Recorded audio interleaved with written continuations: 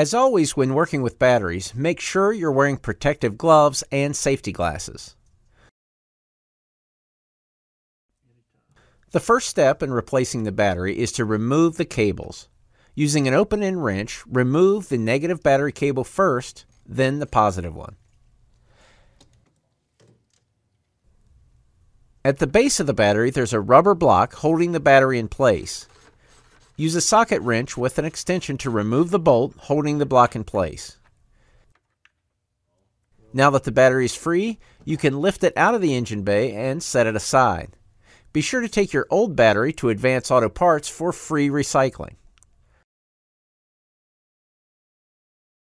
Before installing the new battery, clean both the positive and negative cable terminals with a wire brush.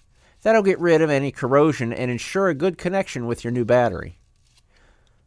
Put the new battery in place, making sure the positive and negative terminals on the battery are on the same side as the corresponding battery cables. Red to the positive side and black to the negative side. With the battery in place, reinstall the rubber hold-down block, install and tighten the bolt. Back on the top side of the battery, remove the red plastic protective cap from the positive terminal and install the anti-corrosion washers. Red on positive, green on negative. Then apply a thin film of battery grease to each terminal.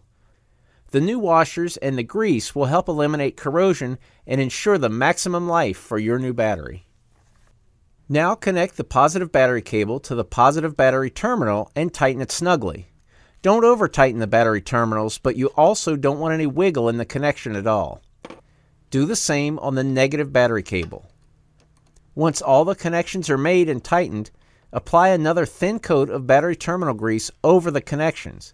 Again, this will prevent moisture and corrosion so you get the most life from your new battery. Now get in the driver's seat and start the vehicle and enjoy that quick starting new battery. Think ahead. Think Advance.